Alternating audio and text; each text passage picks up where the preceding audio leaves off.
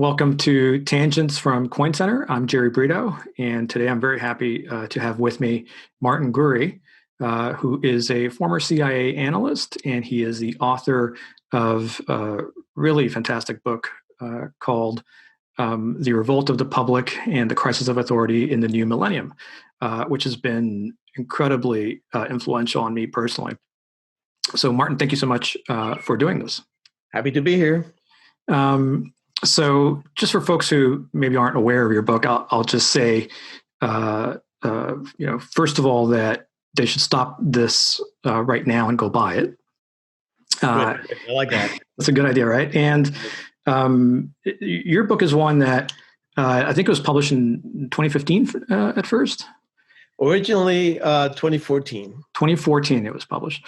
Mm-hmm. And the book sort of begins to do is to articulate or identify this wave of disorder that had been sweeping the world, but really at that point hadn't come to the Anglosphere, I would say.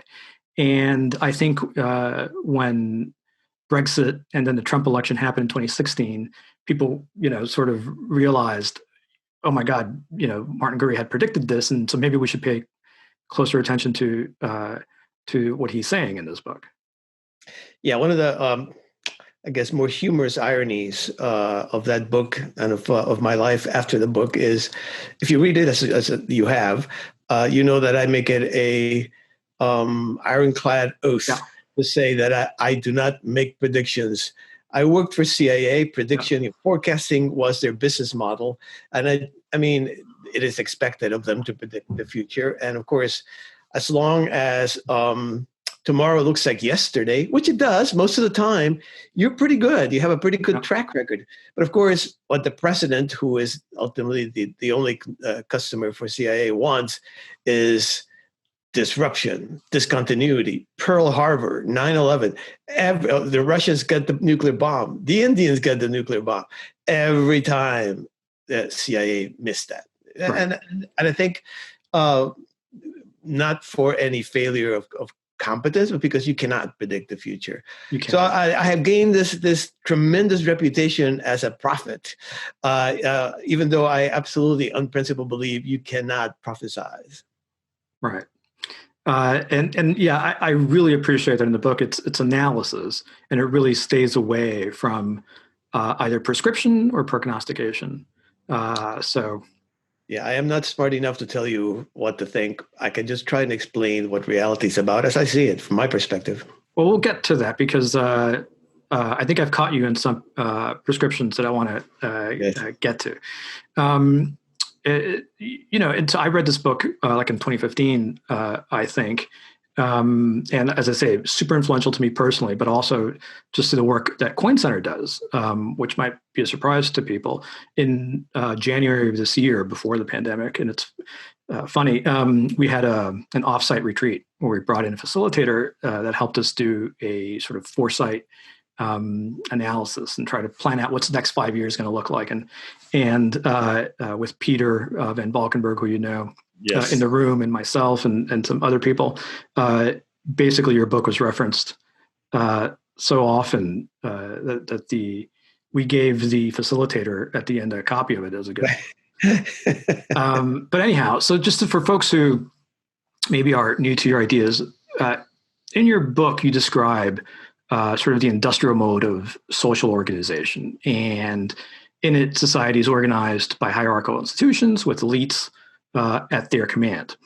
But there's a new phenomenon that you call the information tsunami that has upset this order. And so what I'd like to ask you just off the bat is, number one, what makes the industrial mode of organization different from what had come before? Right. And what is it specifically about the information tsunami that disrupts the order? So maybe we'll take the first one first. What makes the industrial mode different from what came before?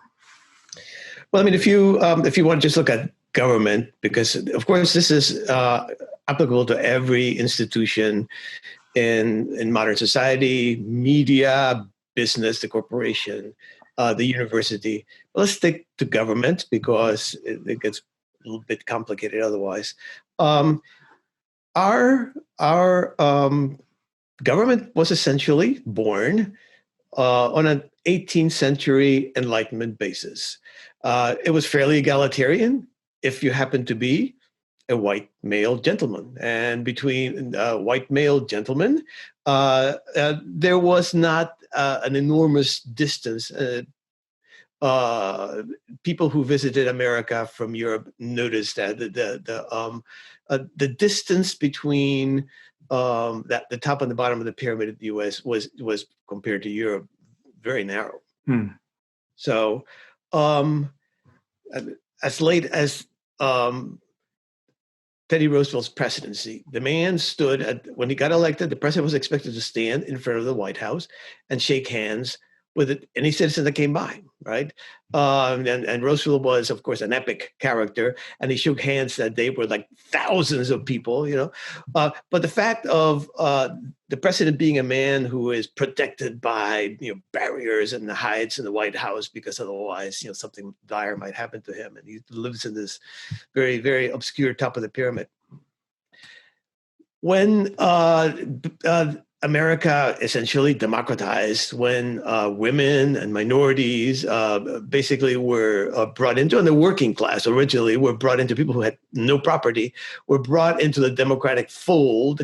They were organized on the industrial model. This was the early 20th century. The industrial model created these very, very steep pyramids. What do you do with all these millions of people? Well, you put them on these mass pyramids with the elites at the top having fairly good control of the people at the bottom. The political party is a really good example of that. I mean, in the early 20th century, all the way through maybe the 60s, democratic participation in political parties, you know, the presidents were chosen almost with as much democratic participation as you get in a papal conclave, right? one party would choose its guy, and the other party would choose their guy, and mostly they were the insiders choosing. And then, yeah, you got to choose between those two, and the public then came in and voted. That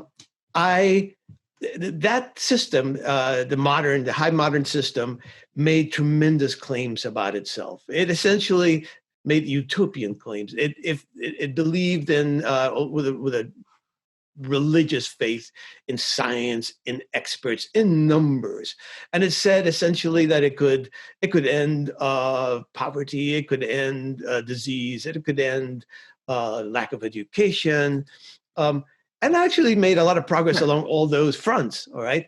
The problem is that the promises were always greater than the deliverable. You can't fix the human condition, and that was the ultimate promise. But if you maintained a semi-monopoly over the information, because the information world was exactly like every other aspect of that industrial world, it was a bunch of people, a few people at the top who talked, and the rest of us who listened. As long as you could maintain that, the failures of the system could be more or less be controlled. Now, what happened with the tsunami of information, is those semi-monopolies were swept away. Basically, they were broken. The moment those semi-monopolies broke, and the public, of course, started not just talking back, but shouting back. And not just shouting back, but in a deafening uproar that tsunami of information really is, as I say in the book, it really is a tsunami. If you chart the growth of information, it looks like a stupendous wave. The year 2001 produced double the information of all previous human history. The year 2002, double 2001. And that has more or less continued. You look at that and you see that chart in the book, and everything that has happened since is in that chart. All the revolts, the repudiation, the angers. Donald Trump, you look at it real careful, Donald Trump is in that chart, all right? Why? Because information has effects. And the effect it had on these institutions, government institutions that require to control information to sort of explain the fact that their promises and their reality never quite matched up. It just swept away the monopoly, and almost immediately. I mean, it was almost immediately. I was in CIA at the time and I had a privileged perch as an analyst of global media. watching the world digitize. And as that tsunami of information swept over the world, you could see immediately behind it this intensifying of turbulence, social turbulence, political turbulence. And that has only, of course, been magnified since. Almost immediately, the institutions lapsed into what I have called a crisis of authority that has, as I said, deepened in time. That was around the turn of the millennium when that tsunami first hit. The digitization wave really struck. It has only gotten worse, I think, or more serious, and it could prove fatal. I mean, these institutions are collapsing around us right now. So, to put it concretely for folks, I was thinking about your framework and maybe thinking about it in terms of the current COVID pandemic. Yep. And what you see, so I made a little list here, going back to early in the year, you had the media, or some in the media, I should say, essentially making fun of a lot of my friends in Silicon Valley who were very serious about wearing masks and washing your hands and not staying away from people. Yeah. And you had public health authorities like Anthony Fauci and the Surgeon General basically saying people shouldn't wear masks. Yes. Okay. On lockdown. Yes. At first you had public officials like the mayor of New York saying, it's racist not to attend Chinese New Year celebrations because of fear of the virus. But then later, lockdown is incredibly important, and we have to lock down the cities and destroy essentially the economy and close churches and not allow any protests of the lockdowns themselves. But yet, when there is another set of protests for Black Lives Matter, they say, nope, this actually is fine. These are healthy protests. These are healthy protests. I mean, it's actually, it's a public health imperative. Yes. Hydroxychloroquine, right? It is an anti-malarial drug. And so as a result, it's a perfectly reasonable thing to be a candidate to address COVID. But once it became political, once there was some people who, for whatever reason, were championing it, you have the media, for example, report that you remember this, a couple had taken hydroxychloroquine and one of them died, but then it quickly turned out that it was not hydroxychloroquine, it was fish tank cleaner. And it was murder, I think. It was murder, apparently. Yeah. But as a result, studies that were looking to hydroxychloroquine had to be stopped because there weren't enough volunteers. Oh, yeah, there was a study in Lancet that came out, and that turned out to be very corrupt as well. So I guess the question is, in a previous era, you're suggesting none of this would have been exposed?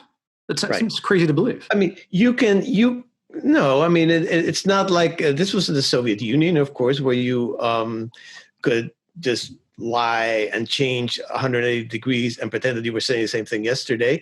But in the old days, you could have sacrificed a few individuals and said, well, yeah, they got it wrong. We are now using them as scapegoats. But the system works. I mean, back in the old days, up through the Nixon resignation, everybody goes, the system works. And you're kind of looking and thinking, wow, this is the system working. I'd hate to see it not working, okay? So now the difference is the system. You can only blame so many individuals until it becomes a systemic question. And my concern always has been, by the system, it's easy to say, well, it's a terrible system of hierarchy and so forth. And I think there's some truth in that. But in the end, that system is our democracy.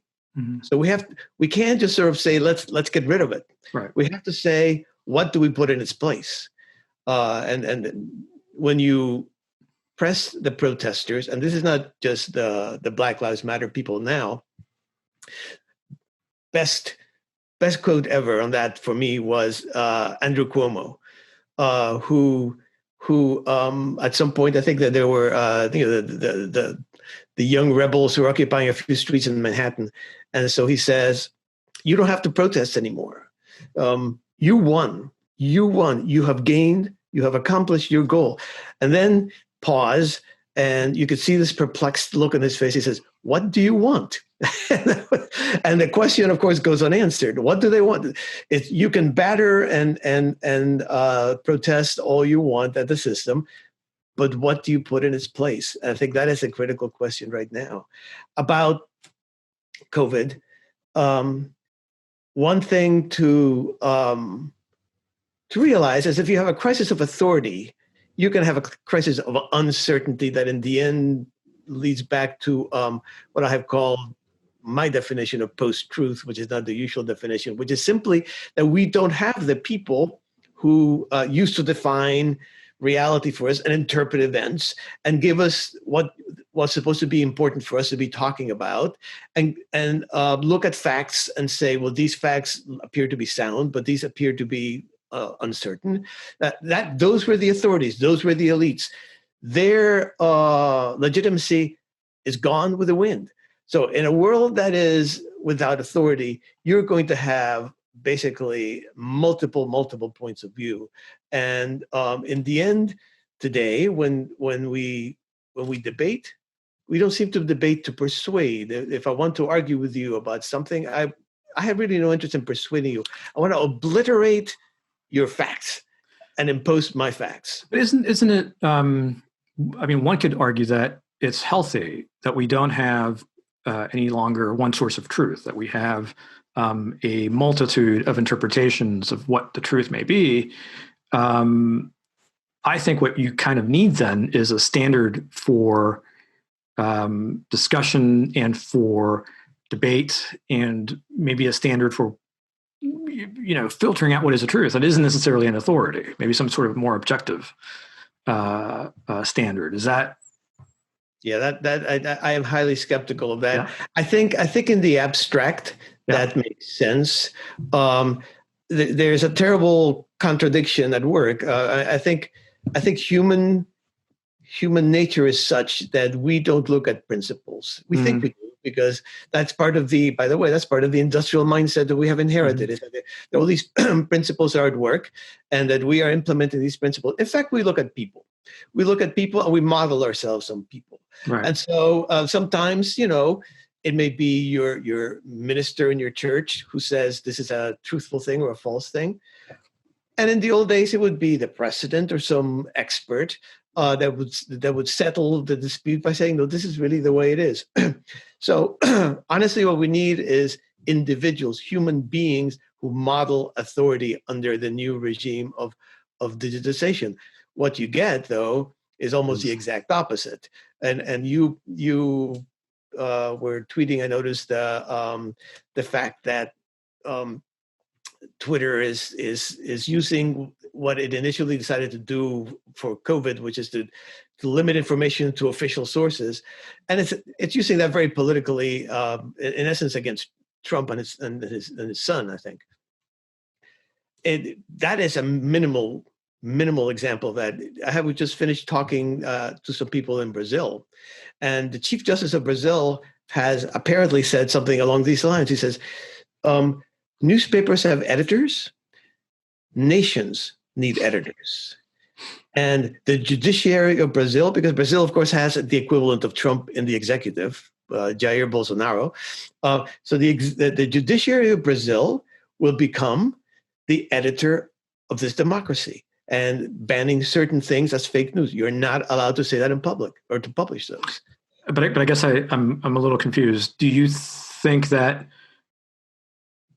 I don't want to ask you if you think that's good or bad, but what you're saying is that that's more stable because you're getting new authorities. I'm saying emerging? That's crazy. I'm saying that what we need is the opposite of that. Yeah. We need that. That is trying to impose. First of all, it's not going to work. It's futile, right? Yeah. Secondly, it's show me where that is democratic. As you say, in a moment where what we are talking about is the fact that we don't agree about the truth, having the idea that you have platonic truth inside your head and imposing it through police power makes no sense. However, having said that, I still think that what we need is people who embody authority under the new dispensation. We don't have them yet. I'm saying this is something we need to get. Yes, so I totally see that, but I can imagine how you could have a system. In fact, you could look at China, right?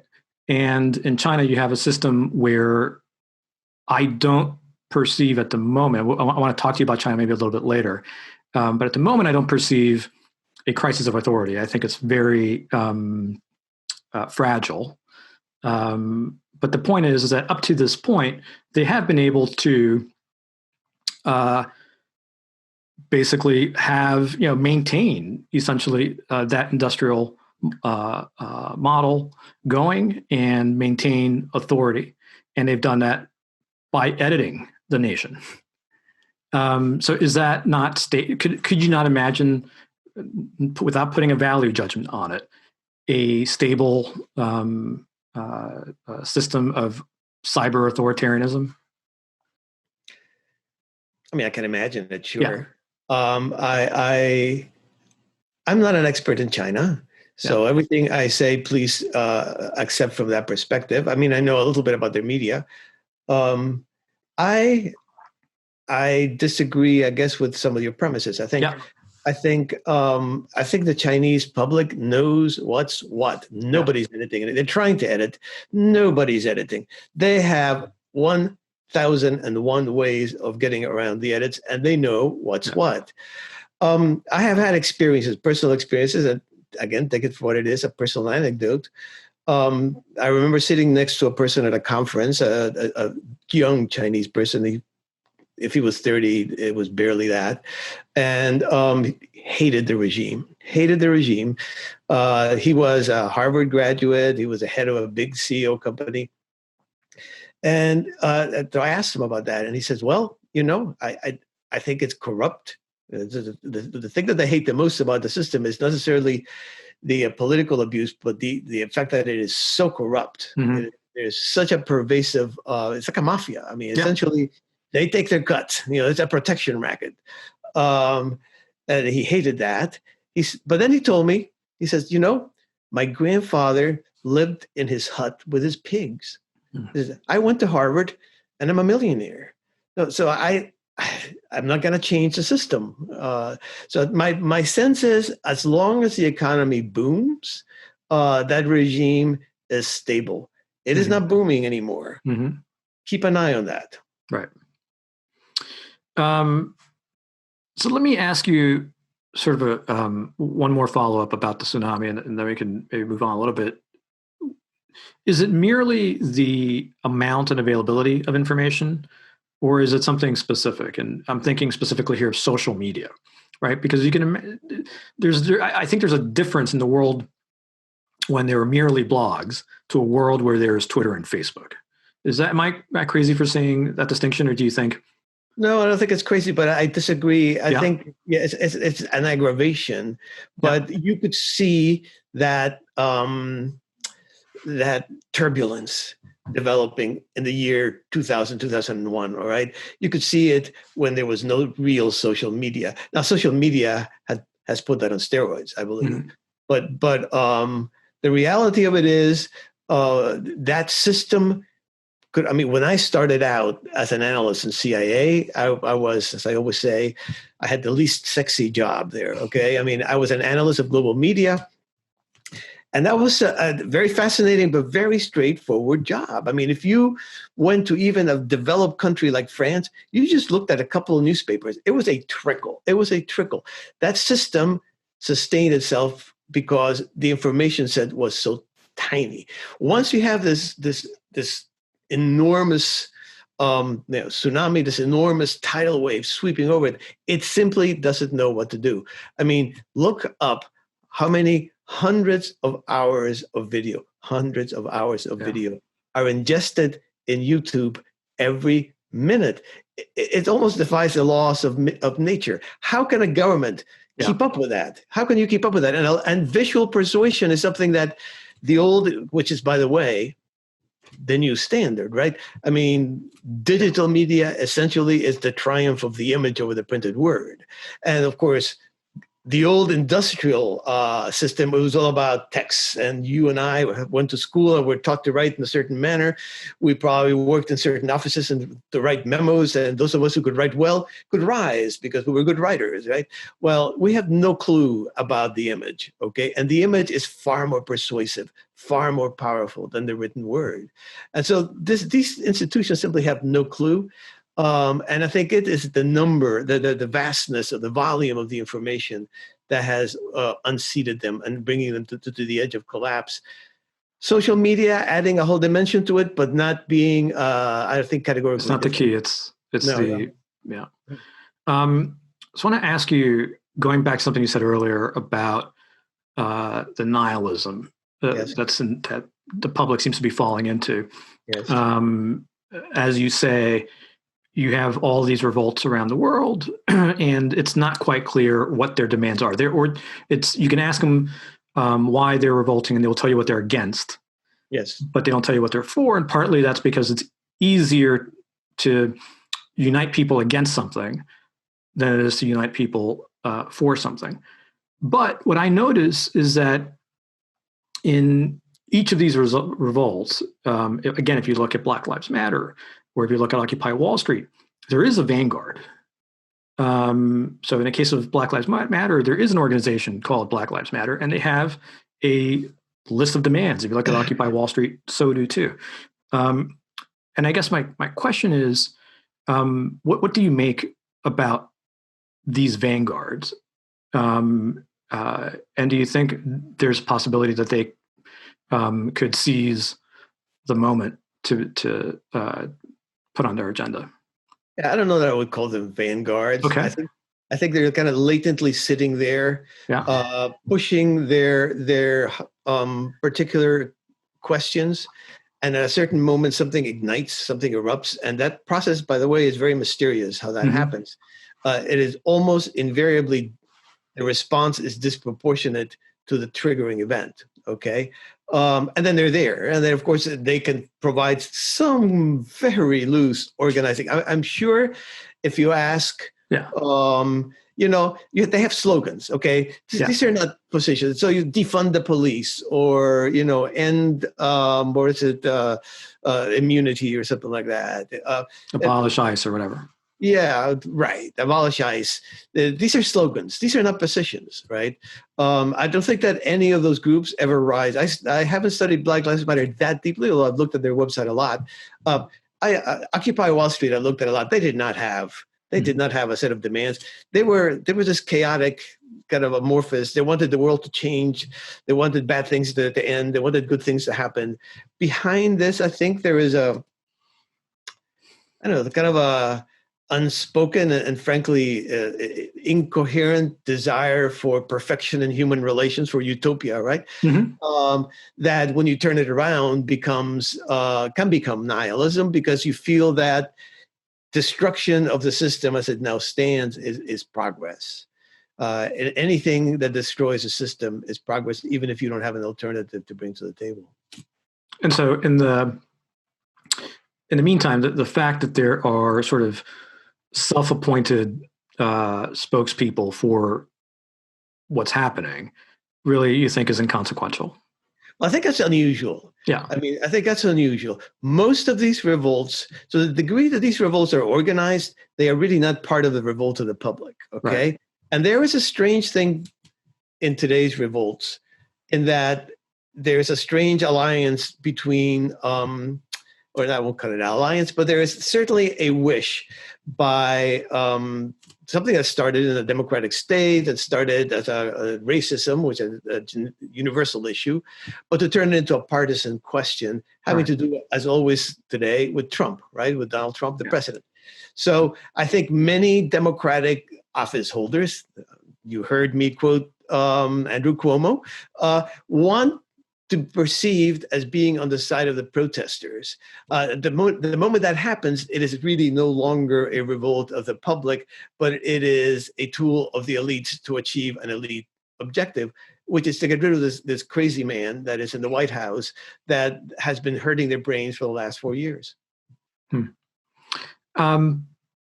me ask you a question about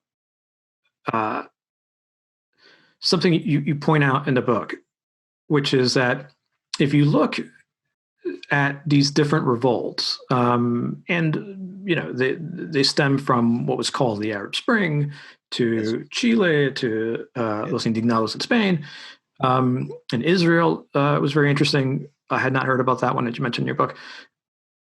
It stems from working class people all the way to middle class and up, but in large part, these tend to be revolts of higher income, educated, perhaps even younger people. And so I'm curious if you could talk more about that, but also I wanted to ask what you thought about Peter Turchin's theory of elite overproduction, right? Which is that when you get an overproduction of elites in society relative to elite positions, that you get social upheaval. And this has become a little fashionable now, so I just wanted to get your take on that. Yeah, I mean, I that is one of the great mysteries. Yeah. Okay, and I don't want to say something that's glib, yeah, or that pretends that I really understand why these revolts, which really contain very few working class people, yeah. very few working class people ever. All right, yeah. They tend to be totally middle class. They tend to be by university educated people. And in places like Europe and the United States, and even in a place like Brazil, very white. Mm-hmm. All right. You look at Black Lives Matter crowds today, and I'm sorry, I'm seeing mostly young white faces. Mm-hmm. Okay. And looking very middle class. Why that is? Why is Turchin's theory? That's a good theory. How do you demonstrate that? I'm not sure. But there is an existential angle to this, okay, that I keep grappling with, because how do you come up with a falsifiable hypothesis here? But I'm going to toss it at you as speculation, okay? I think these are highly educated people. These are people who grapple with ideas.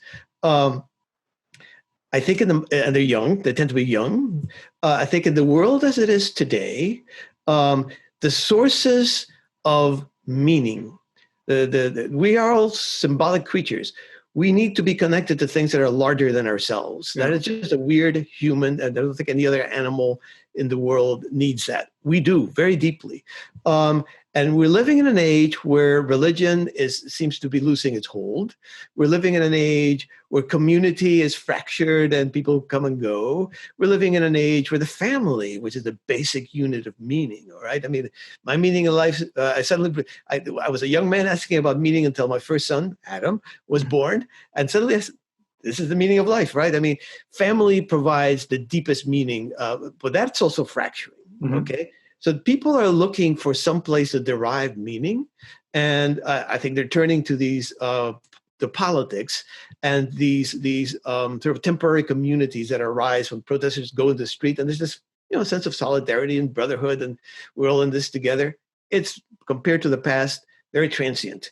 These things come and go much faster because there are no organizations behind them where people can retreat to after the protests are over. So once the protests are over, everybody goes home and you just go back to Facebook, right?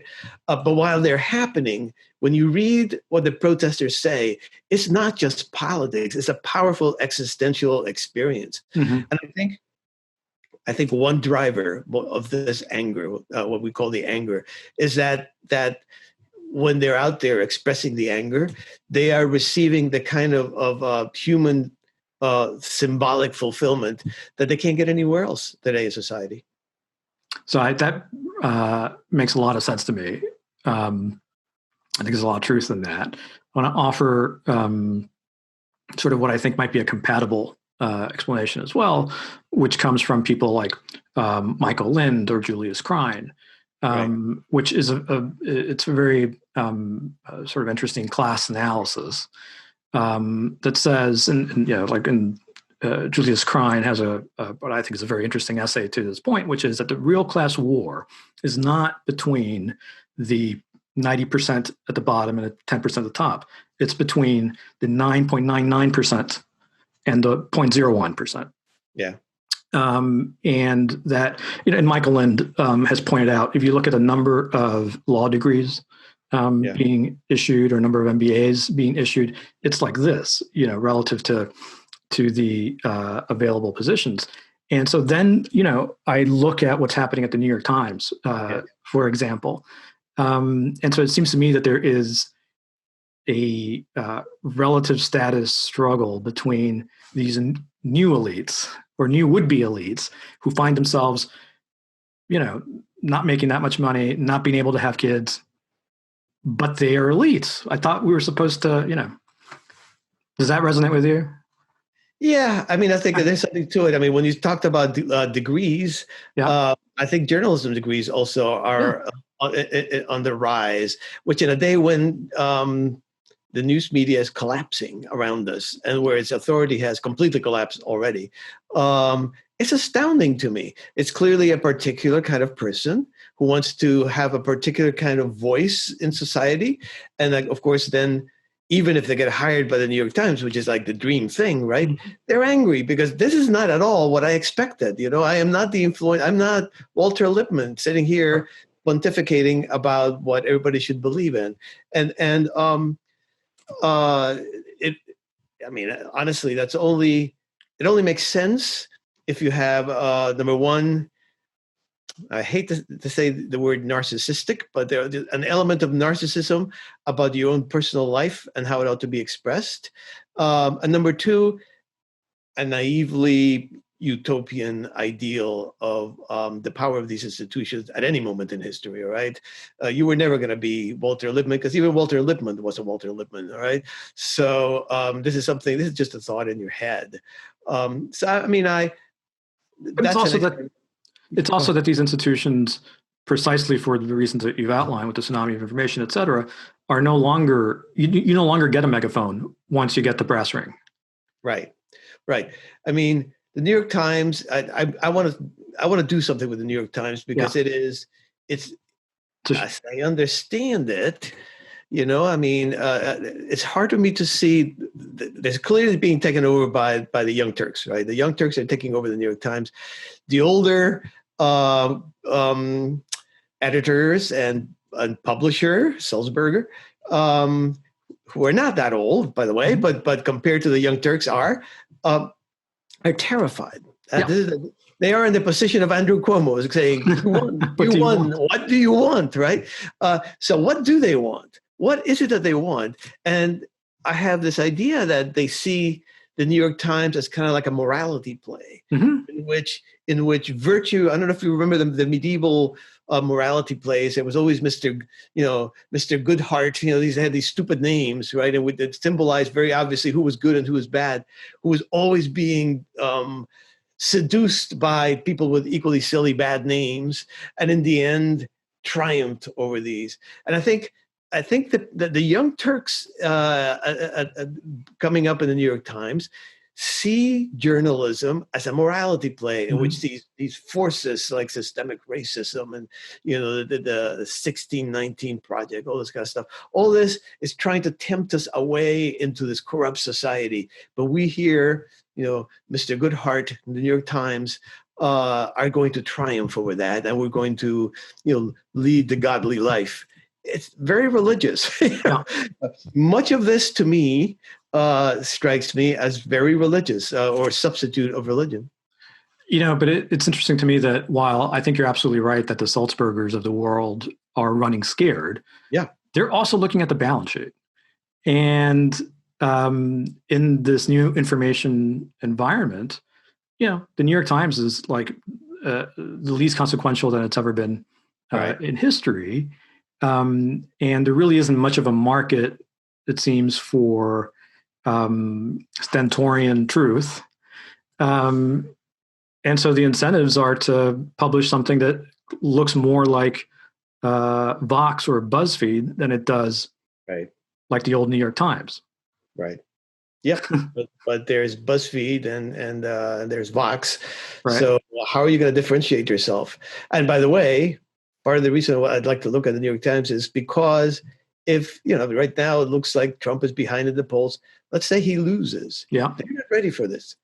If Trump, the greatest benefactors Yeah. the Trump presidency have been CNN, liberal journalists. New York Times. All right. CNN, MSNBC, and the New York Times. If Trump goes away, I'm willing to say the audience of the New York Times is cut in half. Nobody cares anymore, right? Yeah. So if you think they're in trouble at this particular moment, wait until after Trump is gone, and he will be gone sooner or later. Hard to believe, but it will happen. So their place in society. What is the New York Times? Where does it stand any different other than it's got this old brand? Yeah. It's got this old brand. So, they're kind of like Trump, right? Trump can put his name on a building and suddenly it's a Trump this and a Trump that, Well, the New York Times, this is a New York Times report. This is a New York Times reporter. This is a New York Times society page. And suddenly you go, oh, it's a New York Times, I'll pay attention, right? So other than that, they have nothing, all right?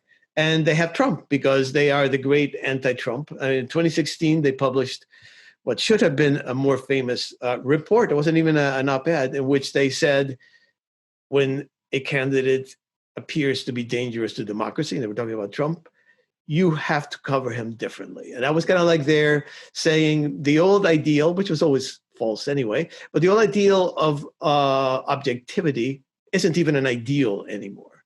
So at that moment, New York Times transitioned from what it had tried to be, from its old way of at least trying to be an old-fashioned newspaper, into something far more advocating, far more politically oriented. And where does that end? Again, there are dozens of sites like that. That does not differentiate them from anybody in the age of the internet. So why should we read other than that a brand name that obviously, as with Trump, it's going to become less and less meaningful? In the end, just saying New York Times, I'm there already, right? New York Times, who cares? If an interesting article, they have some good writers. If it's an interesting article by an interesting writer, I'll read it. The fact that it says New York Times, to me, is meaningless, honestly.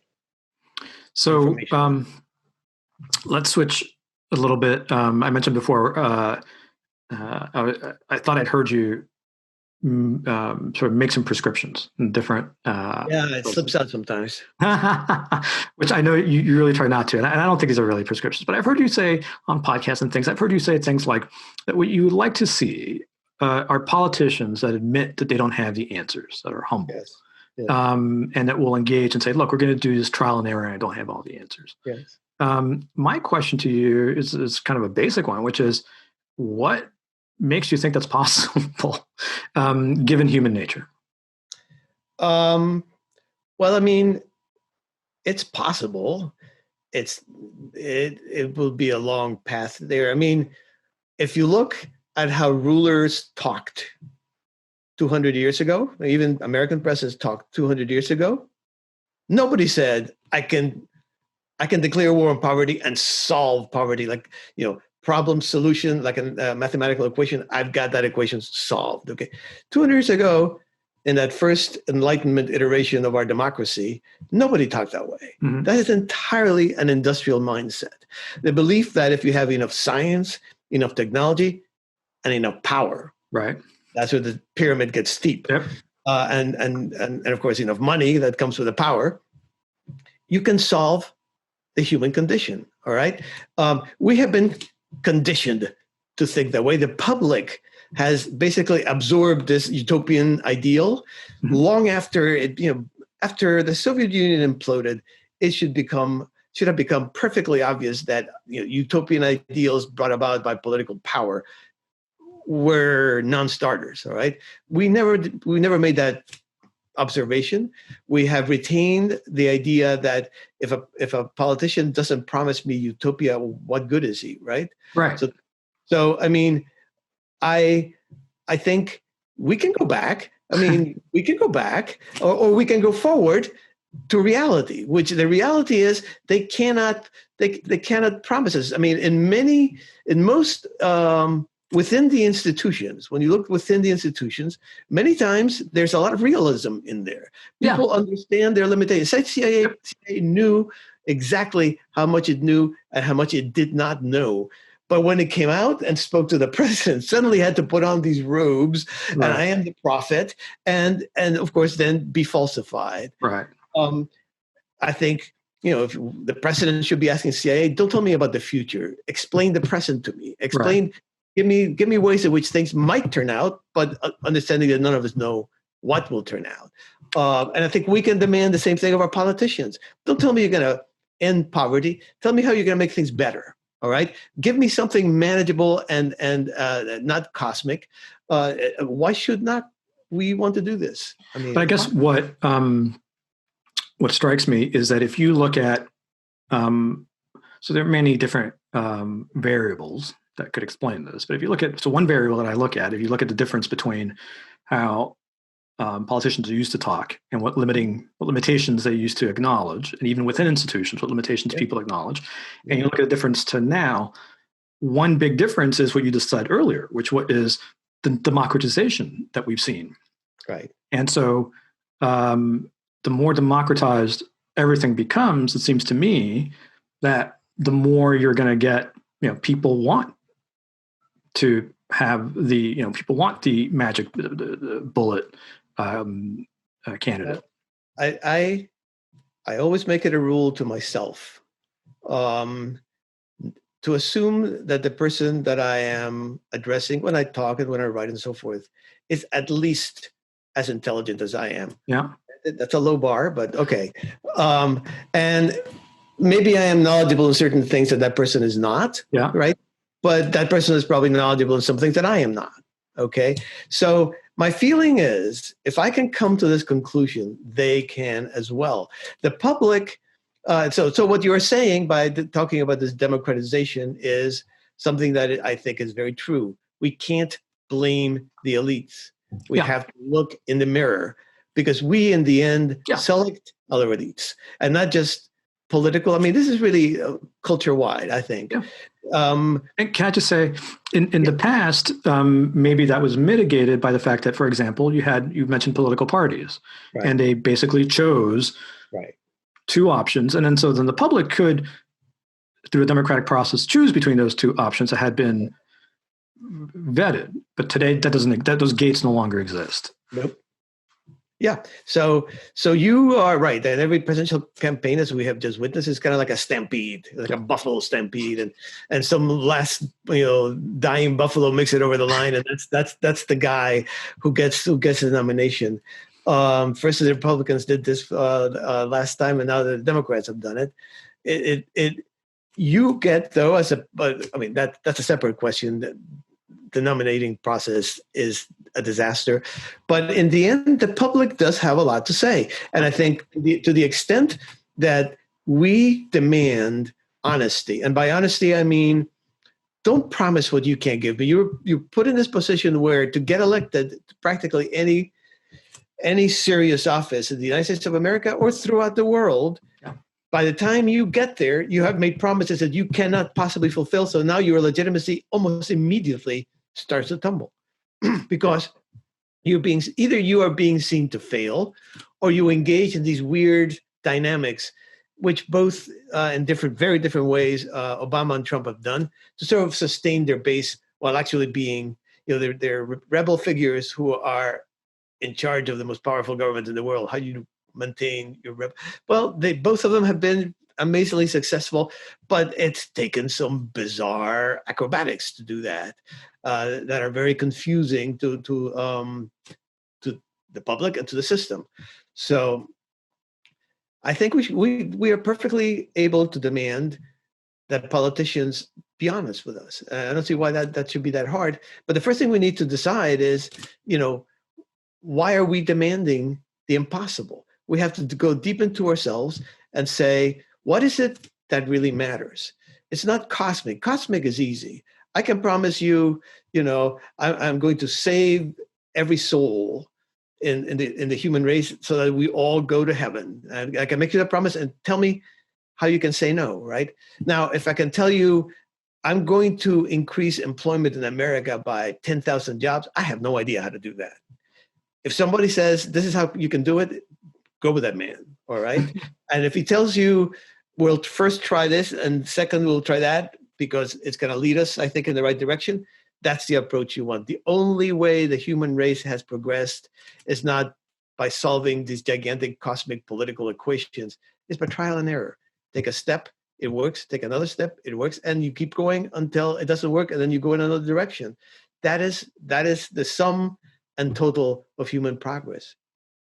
Something else I've heard you say, and I think it might even be in the book, I don't remember, is that potential alternative models for governance might be things, we might look at things like Wikipedia and Reddit. How would that work? Because I look at Wikipedia and Reddit today, and it's okay, I guess. Yeah, I mean, for example, one instance would be with political parties. Yeah, right. It would have to be a community, right? Those are community based, so you can't have a multiple community kind of internet rage and rant back and forth. That's not what I meant. What I meant is you could have, for a political party, you can create an online space, kind of like Reddit, where things get voted, up and down depending on what's important, and then the elites, who obviously still would be in charge of the nominating process, at least has an idea of what the public is interested in. One of the remarkable things about our time is what a disjunction there is between those things that the elites find important and those things that the public find important. And I think the more that the elites reflect, which is why Trump got elected, populism is all about saying the words that the public wants to hear. Whether they can do anything about it or not, that's another question. But the elites are refusing to even say that what the public wants is important. If you are Hillary Clinton and you're listening to all those words coming from the public, you think, those are deplorables. You shouldn't be saying those words. You're racist. You're misogynist. You're this, you're that. So the elites basically not only don't listen to the public as it speaks its interests, what it wants, the issues it considers to be important. It demonizes those things by saying, no, you're morally reprobate for even wanting to talk about these things. So if you have a Reddit has the advantage that what people are interested in.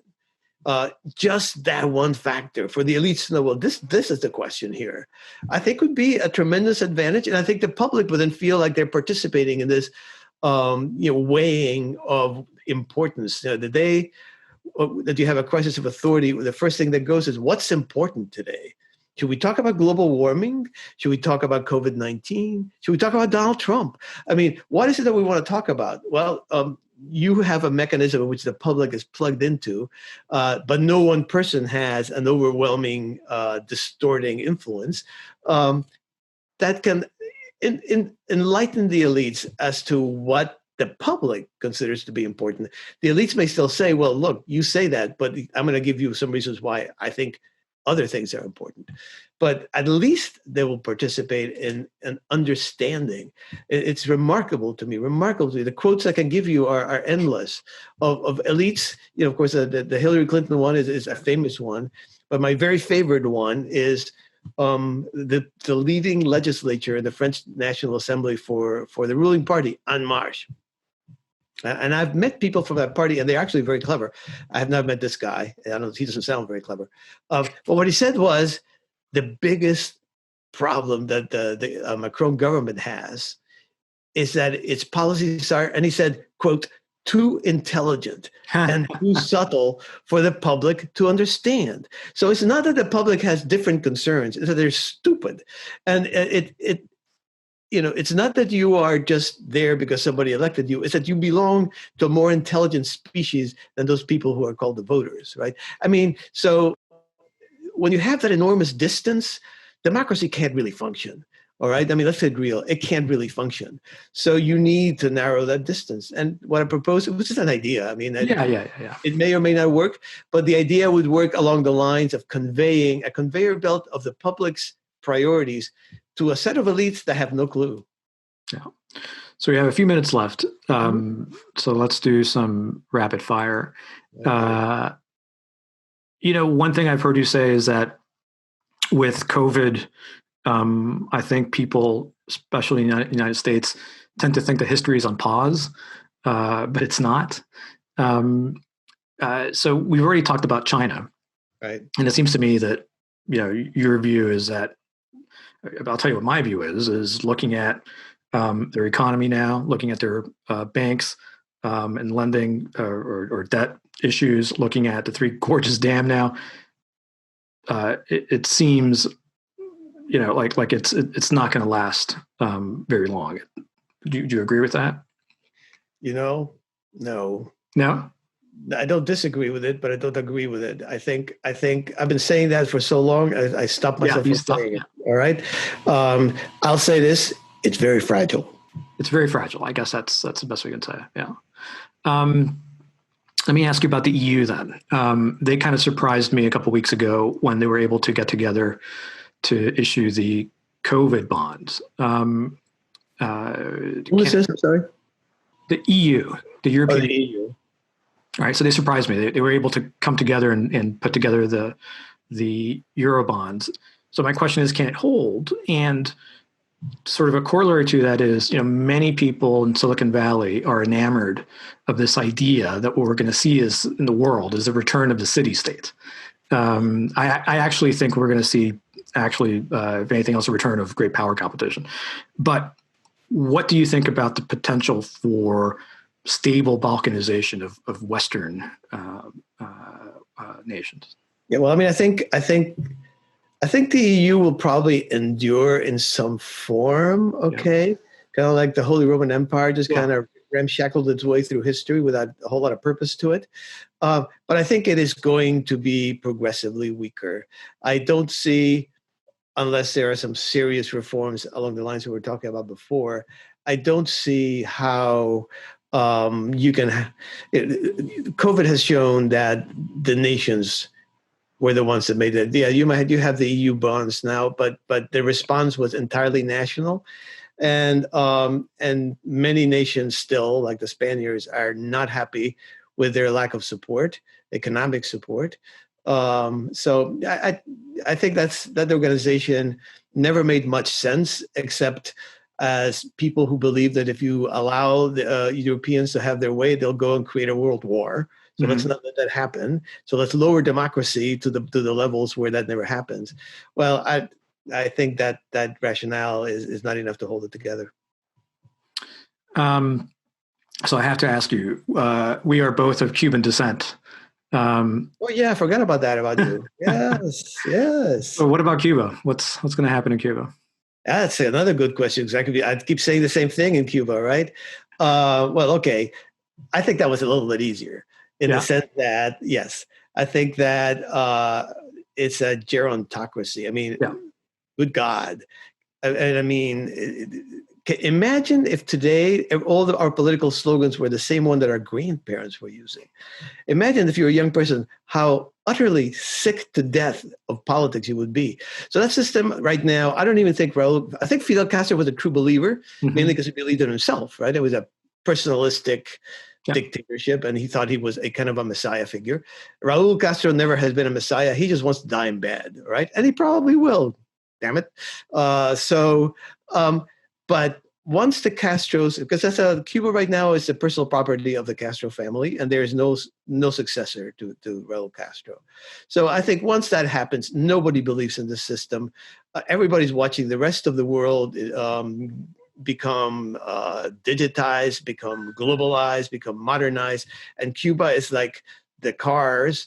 It's like 1959, and we're stuck in 1959. It's like a little bug in amber. So I think it will change real rapidly. I think there may well be violence as part of the transition, but nobody believes in that system for its ideology anymore. They want to cling to power because the people who are in it, once it's like the mafia, they make you kill somebody and now you have to stay in, right? That's very much the case. Some people are afraid of what's going to happen if the system collapses to them. But I think in the end, there are enough people who want to change it that will happen. Yeah. So last question, different folks wanted me to ask you this. Tell us about your media diet, right? So you're a former CIA analyst. You clearly are well-read. You wake up in the morning and what do you read and how do you get it? And what's your media diet? That you caught me in my my dark secret. I really hate to read news. Yeah. I hate to read news. I find them useless. I have to do it a lot, so I read the usual stuff. But I don't read it because I want to. I read it because I talk to Jerry Brito, and he asks me about these things. So when Jerry asks me about these things, I feel like if I just say, well, I haven't read that, I'm going to sound awfully stupid. All right. I read a lot of books. I feel like knowledge is to be had in books.